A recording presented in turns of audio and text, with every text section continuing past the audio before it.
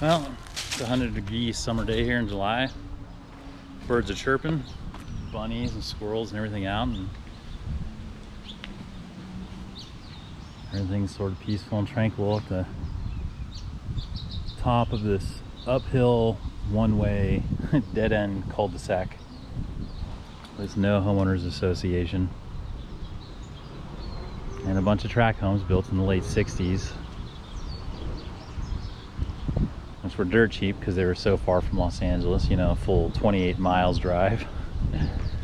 So some of the original hermits in the 60s, where the San Fernando Valley wasn't far away enough, came out to Santa Clarita, which has an incredibly rich history of gold, oil, Hollywood, banditos, natives, Spanish missionaries, railroad men, presidents, and some of the most famous people of the early 20th century, and leading up into now, the 21st century. And this was the setting for the place where, after 11 years of military service, when I got out, over a phone call, my brother said, I was at Fort Knox coming out of the gates, and my brother said, hey, you're getting out of the Army, like, how about you come move in Dad's house? And Dad's house being 27937 Feather Star Avenue, which to a lot of people in the world over the last, say, like 7-8 years, they've come to know it as Monkey Mountain. And that's the place I've lived, where I came to transition from being a military officer and pilot to an artist and a comedian and a creator and, you know, an enlightened lover of life. This is really a spot where it happened, the good, the bad, the brilliant moments, the epiphanies, the terrible breakdowns and rock bottoms. Going from a divorced custody house visit place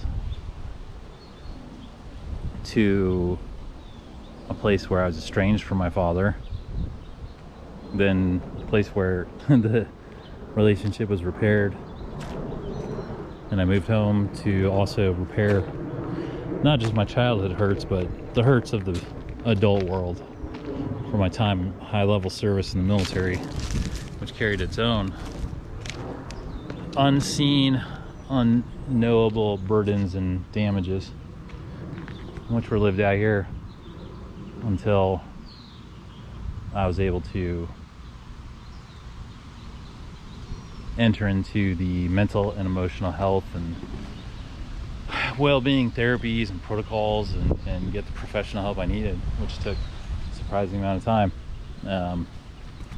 But come to find out, such is the nature of childhood abuse and combining it with PTSD from the military. Yeah, so, you know, really for me, the story of home and family,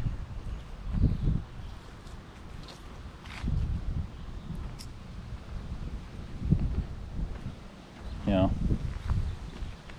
this is it.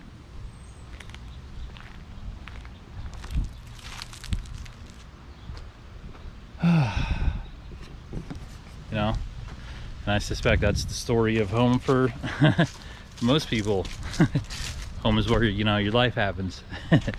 So lived a lot of life here, and at the end of the day, having a sense of humor about it and being able to be social with people and communicate myself, and to, for me, you know, have faith in the universe and God and the goodness and spirituality of other people and beings, and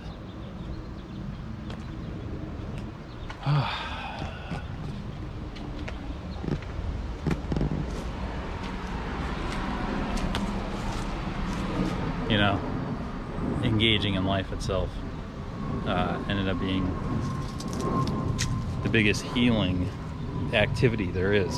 Just life, you know. Who'd have thunk it? You know, where are the commercials for life? I guess here, I guess that's what this is. Monkey Mountain is kind of a commercial for life. Just like let life in and see what life can do for you. I did, and it swallowed me up.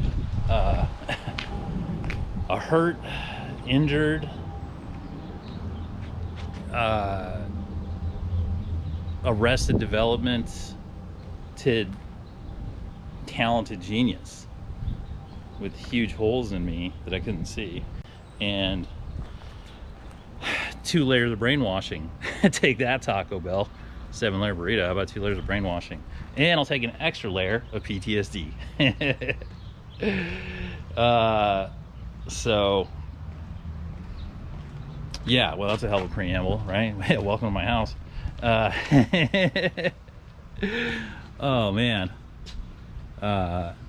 You know, and obviously this is my dad's house, and he's been the amazing patron of this whole Monkey Mountain experience, this art collective that was born out of our, you know, childhood, from Sylmar to Saugus.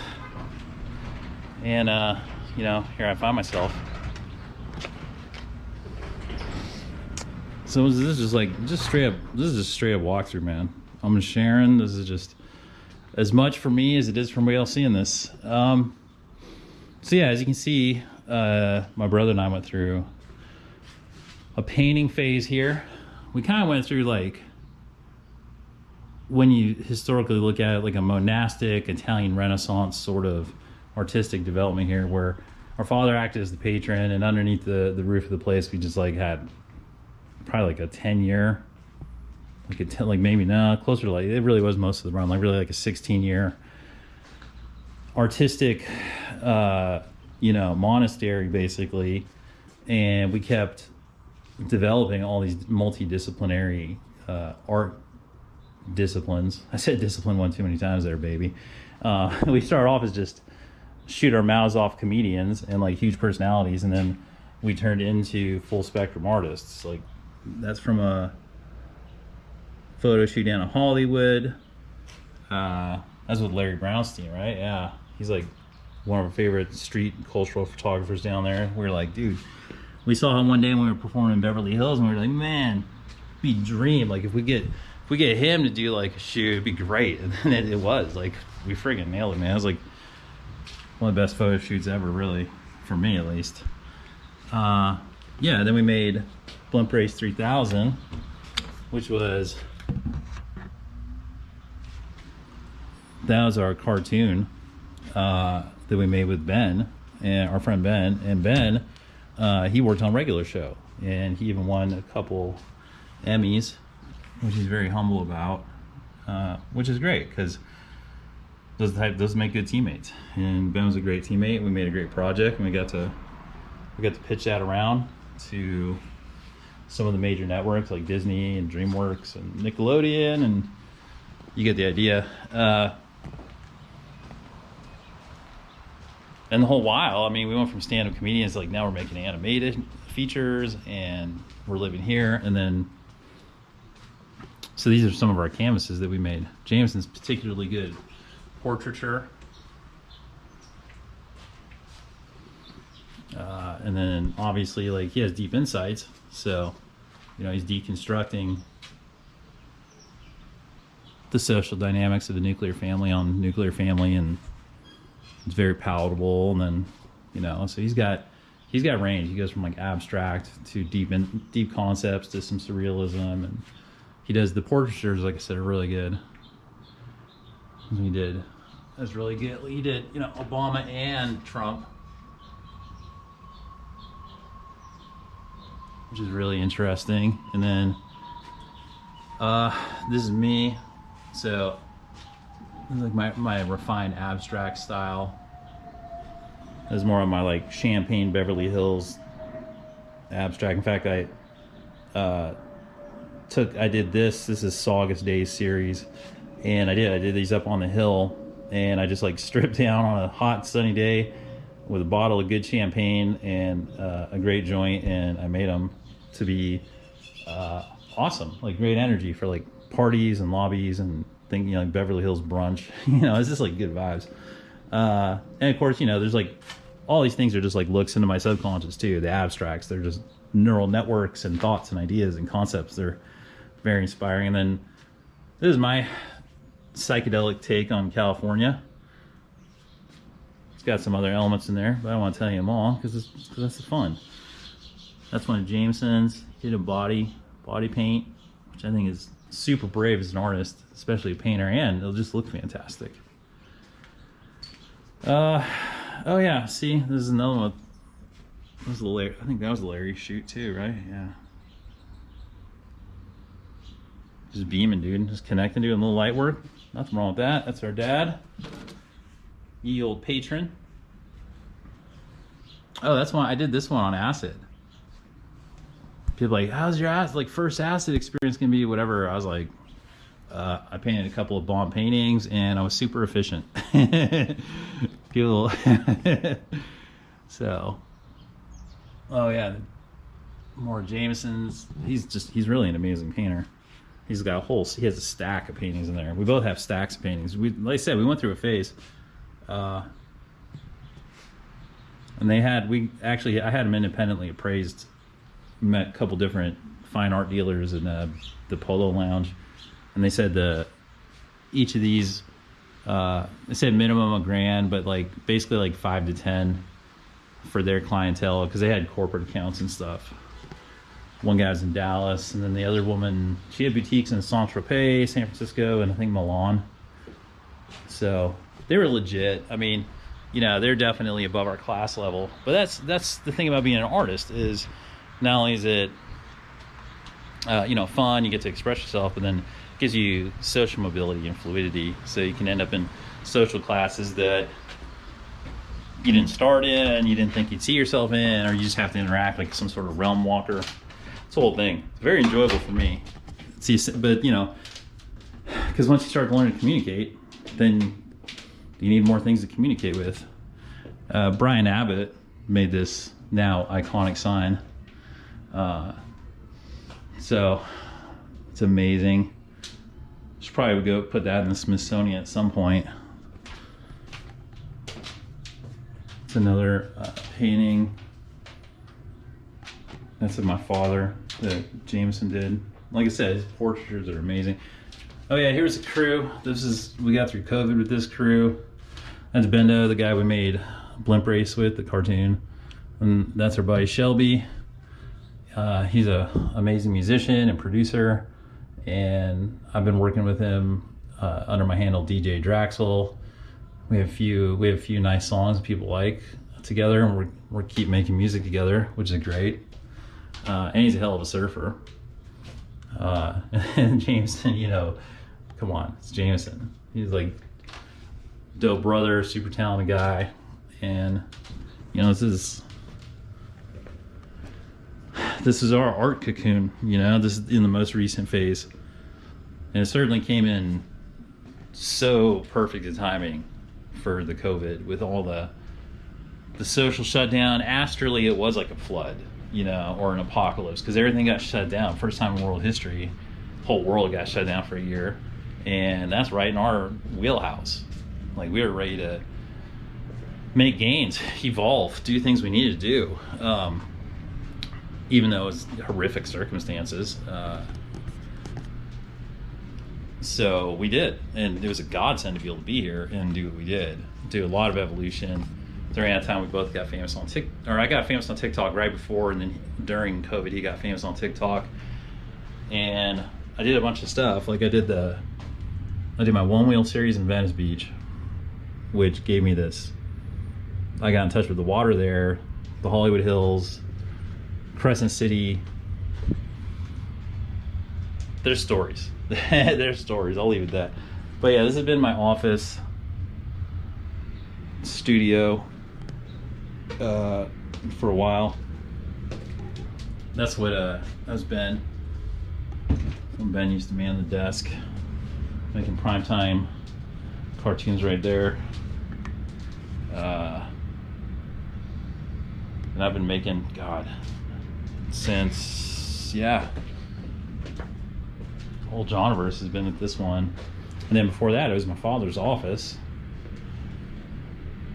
My father used to have his desk there, and he did all his law work here and supported the family for so long, despite any evidence to support it. Obviously, I'm just kidding around. I mean, I did go to West Point, so people know I know what I'm doing, which is good. At least some people know what I know what I'm doing. and up until the point which they think maybe I don't know, but that's a whole, you got to get used to that timing. That's leadership. But yeah, and then before that, it was the family room, and there was a console television there.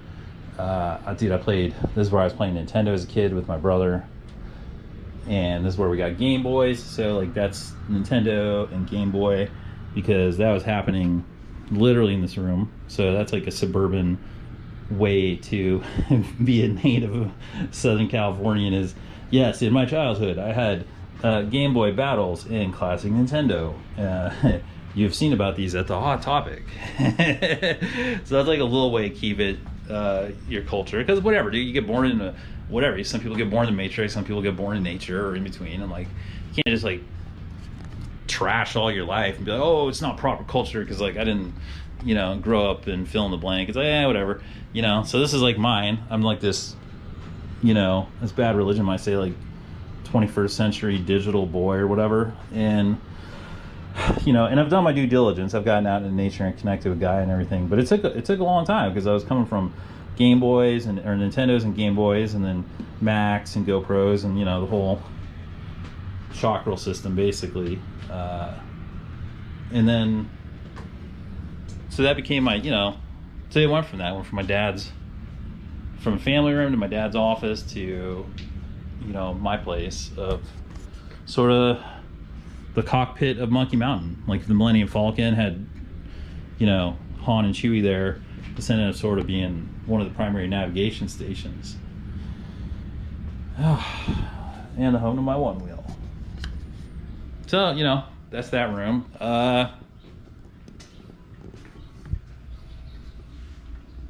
Yeah, man, so many, you know, the kitchen's been the hardest place for a long time, obviously.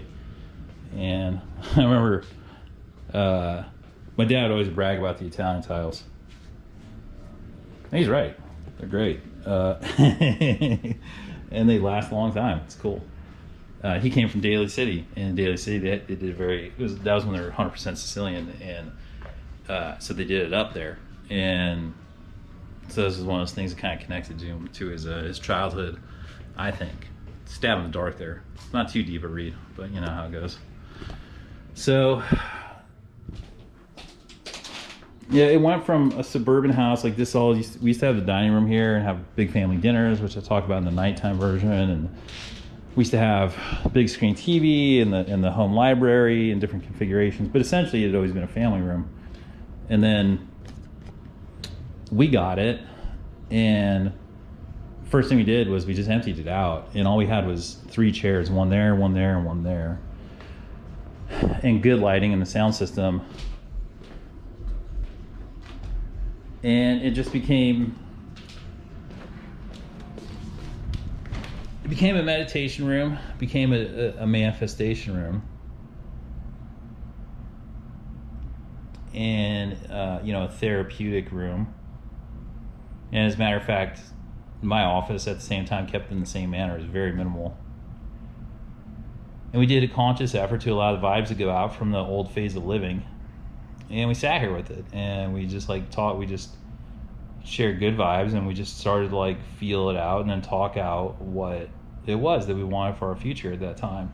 And at that time it was kind of dark. There wasn't a lot of social flow here, and we didn't have a lot of resources, but we did have the house. And you know, we envisioned this future that was filled with socializing with other high quality friends who are artists mainly, and that we would be able to continue to develop as artists into a manner where, you know, we become celebrity Hollywood artists essentially in our different, wherever our talents lied, and that, you know, we'd start the Hollywood lifestyle here, and then while also being real about the fact we need to get therapy for some previous traumas and be able to mature. You know, that was a big thing, and they all seem sort of linked.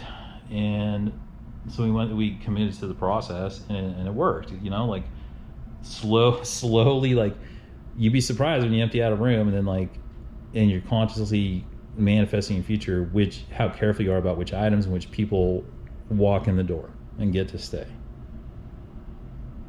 And we were, and you know, this is, you see it now as to like where it's been, but this is a consistent, what started as a trickle and then turned into a flow of things.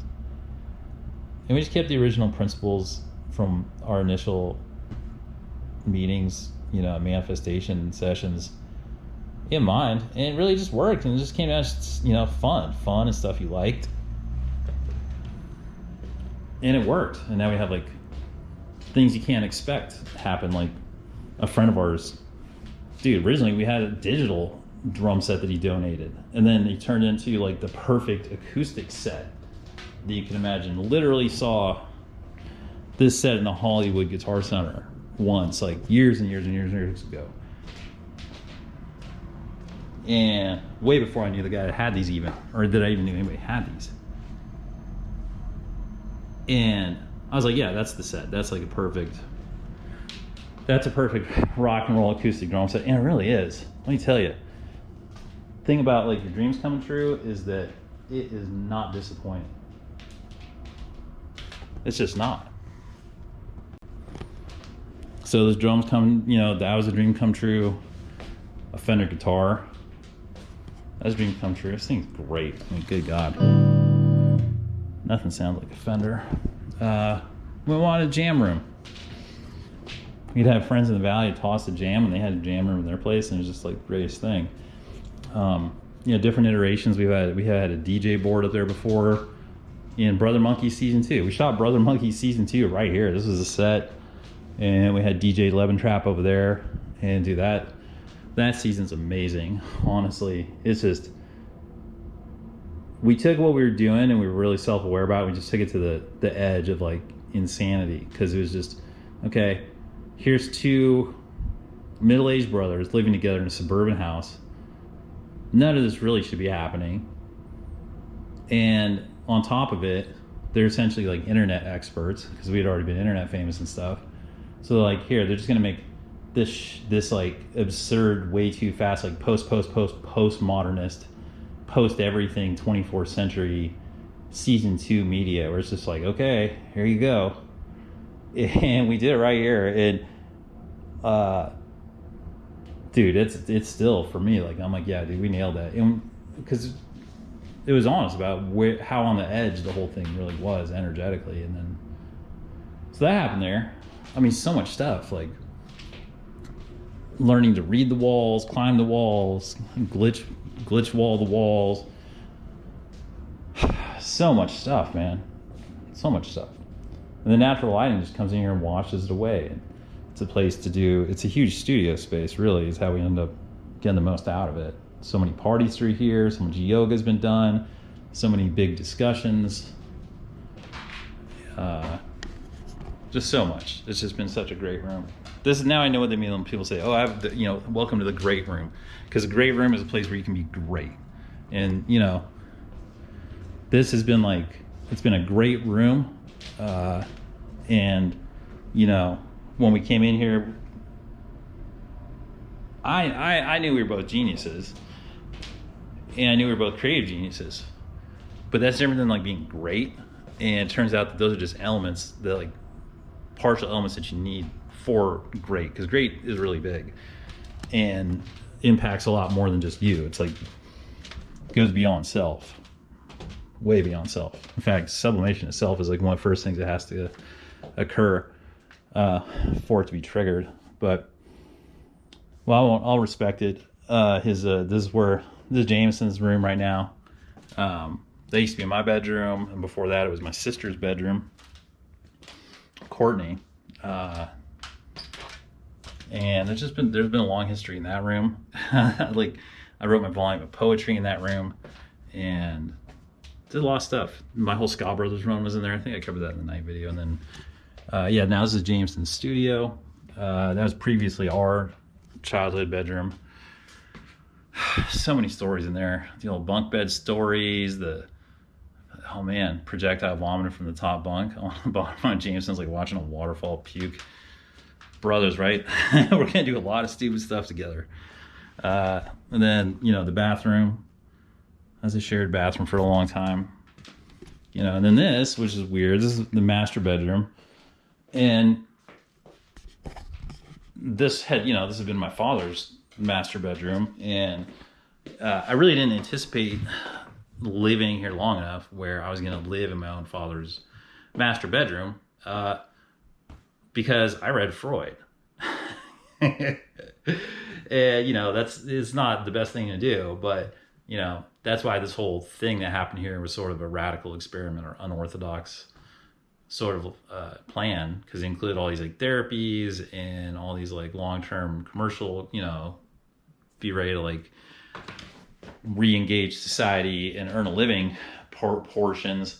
But, mixed with like, those are dangerous things. Like when you understand psychiatry and psychoanalysis and even basic therapy, or even just like common sense, moves like that, they're not like the best things, but it worked. And, now we're here, and this had previously been my father's room, and then it became mine.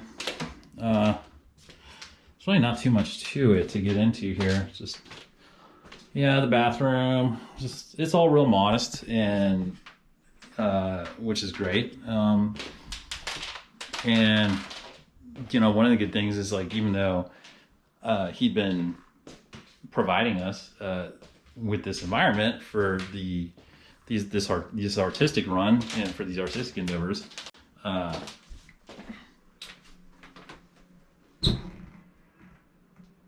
by being in the same, like, this house and everything, it gave me a sense of gratitude,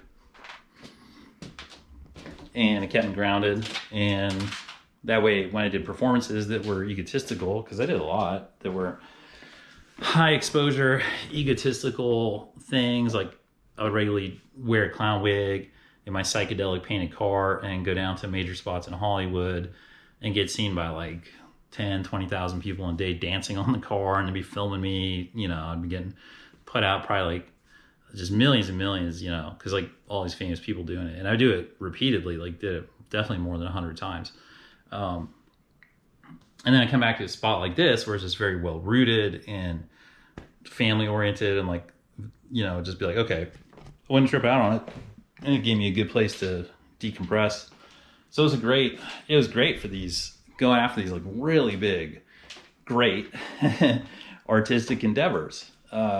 So, each of the rooms, they kind of, there became like a system in here that we didn't necessarily know that, we're setting it up that way. It just ended up being that way. But what we knew we were doing was we were reassigning the functions of the rooms different from a regular suburban functionality. Whereas, these rooms are now multi-dimensional, multi-use things. And then when that happens, it ends up generating a core energy on the property, because we're also connected to Gaia and Earth. So when that happens, then it's like, okay, cool. It's like logging the house into nature's Wi-Fi, basically, is the best way to put it. And then it just starts generating vibes and becomes emotionally nourishing to, however you set it up. And for us, it was obviously, this sort of colorful, creative, playful, deep but light, grounded but abstract, sort of multi-spectrum art fantasy with, all these elements that we like, that are really us, that allow us to come out. And, with all the things that we like. I mean, this basketball court here, we got this beautiful one here, this is my dream court, the brickyard, playing some monkey ball. But this is the original location of the very first basketball court back in '87 when we moved in. And I remember just like playing one-on-one, there's not much space, so you just end up deep shooting. Okay, fine, I'll shoot further back. And all these activities that we just continue to do because we love them. Those are the things typically in life that get upgraded. Golf's always been in the family. Dad's a huge golfer, and I've always loved miniature golf, dating back to my days living in northern Florida. It's just a fun little vibe. And oh my god, so many fires in that fire pit have been made. Oh my god. And then So that's how those things happen. And then when we were kids, we could barely come up this hill. As adults, one of the few things is come up here is to go smoke bud. And this is, you know, us exploring nature on our own, even in the suburbs. Keeping in mind this is LA. You know, and the thing that finally put us over the fence was COVID. We were here during COVID, and we needed to expand.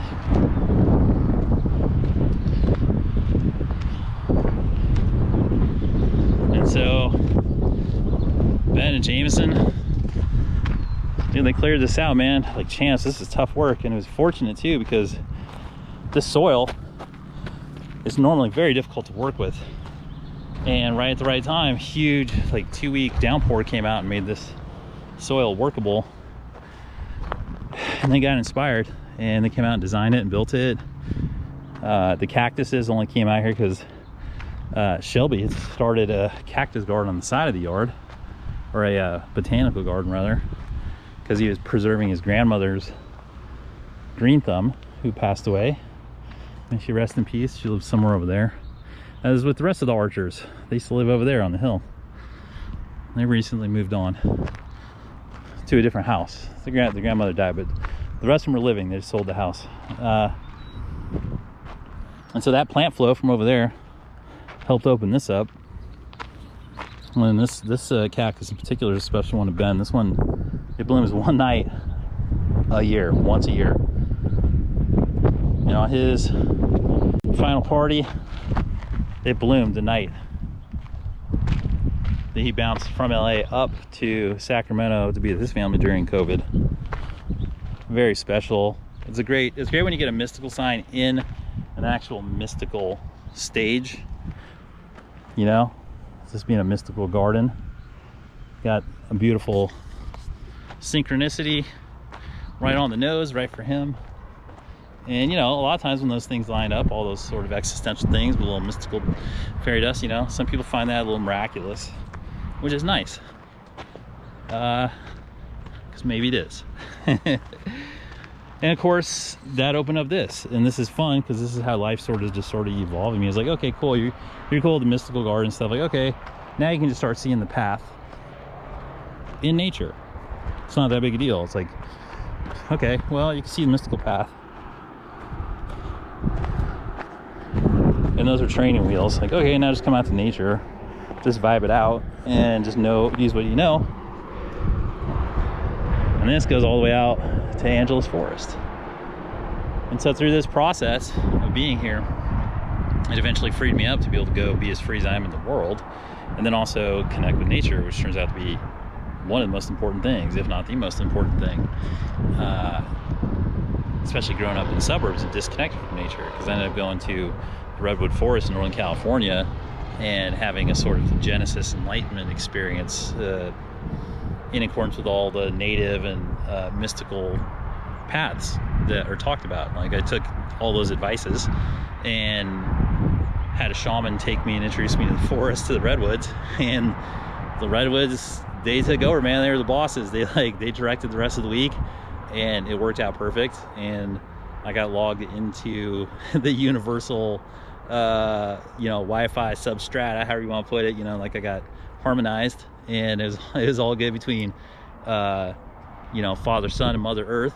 So I got like my second birth, and that was cool. And that all happened because of the processes here in this house. So of course I love Monkey Mountain, and just the whole story of it, my life. It's beautiful. So,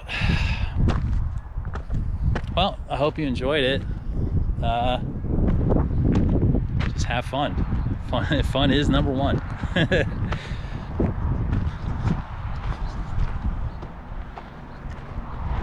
Thank you, Santa Clarita. Oh. I love you, Saugus. You've been great, Santa Clarita. Thanks for everything.